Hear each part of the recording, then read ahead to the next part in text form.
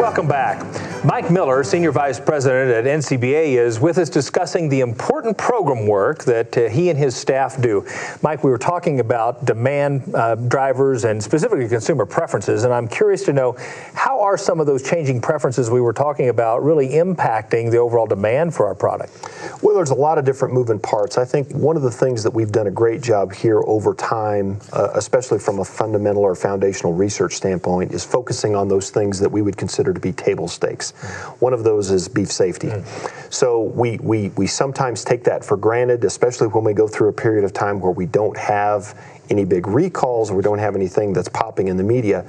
But we've got a team of folks at work every day at NCBA that are consistently looking for those things that might be what's next, what's coming at us. And I wanted to ask you that question. So what are specifically some of the safety issues that you're working on? You've made tremendous progress in E. coli. What are some of the other issues? Well, I'm glad you mentioned E. coli. That's a work that I think our industry will always look at as kind of a work in progress. Yeah.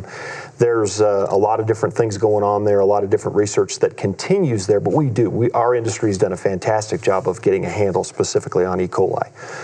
The next one we're probably going to be talking about is salmonella. Now, salmonella is typically an issue that is tied to other proteins, not necessarily beef, but we do think that we've got some reasons to really investigate and find out what's going on with salmonella in beef before it ever gets to a point where it's a real big issue for us. So it's part of my team's job, and I think the beef checkoff and producer's job to make sure that we're looking forward, and I think that's one area that we're really focused on and probably will be for the next several years to make sure that we're ahead of the curve on that one.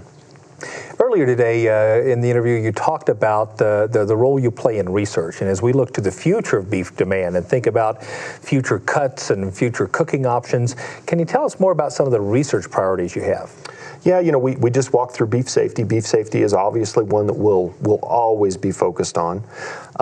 We do spend a lot of time with the product, looking at new solutions, trying to find new cuts or new ways to prepare. So we've got a group of culinarians that really work every day trying to find what's next. And they spend a lot of time looking at trends globally. What's the next big trend in culinary, talking to a lot of different chefs from around the world. And so they really focus on watching all of those different things because that does tend to come home to roost here in the United States and does have an impact on overall demand profile for beef. Kind of a new area that we've been spending some time on is sustainability. Again, it goes back to these questions about production and kind of where we're headed, our footprint as an industry. And I think that we'll be glad to know that we've got a very good and strong positive story to tell there, but that's science that is really just kind of emerging now. So I think that our industry will spend some additional time looking into that over the course of time, but I think right now it's an area that we've done a lot of very good foundational work, and we'll probably have to continue over time. But again, a real good positive story coming out of all those different areas. And I last but not least is nutrition. We've got a big year coming up. We've got another look at the U.S.'s nutritional guidelines, and we want to make sure that the research that has been done is in a good enough, tidy enough package for those people that are going to be making those recommendations so that they keep beef front and center as a protein option in those guidelines. So awful lot of work going on, and we could spend all day talking about all the different programs from a research standpoint, but those are some highlights, some high-level items that we're working on over time, and I think the real important ones for producers. So what else would you add as you look to the future for NCBA in the next couple of years? What do you see as some of the key priorities, Mike? I think we've done a good job as a team, as an industry, in partnership with all of the volunteer leaders that we've got out there to really look forward and make sure that we stay kind of on the cutting edge where consumers are headed, where the questions are headed, where some of these beef safety kinds of things are headed. And so I think that from a integrated communication standpoint, we're going to really focus on that millennial generation and trying to find what makes them tick. How can we get them to believe that beef is fundamental to their diet, and we want them to make sure that they choose beef more and more often as we go through time. We got to make sure from an issues management standpoint that we stay on top of all the issues of the day and look forward and hopefully find those things that we can address before they become issues for our industry. Research, we spend a lot of time talking about research. I think we've got a lot of great work there.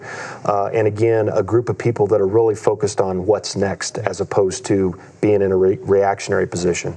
And then our market research folks are always hard at work trying to uncover the next gem as it relates to where the consumer's mind is, where they might be headed. And I think that work is going to continue to help us prepare for all of the different movements that we need to take as we go down the road. Our group and our industry has to be very, very focused.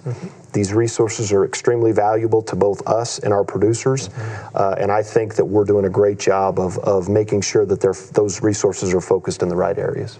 Well, as a beef producer, I really appreciate all that you and your team does for driving demand for beef, and I wish you all the best of luck in the future, Mike. Thank you, sir. To find out more about all the efforts to build beef demand, visit our website. That's cattlemantocattleman.org.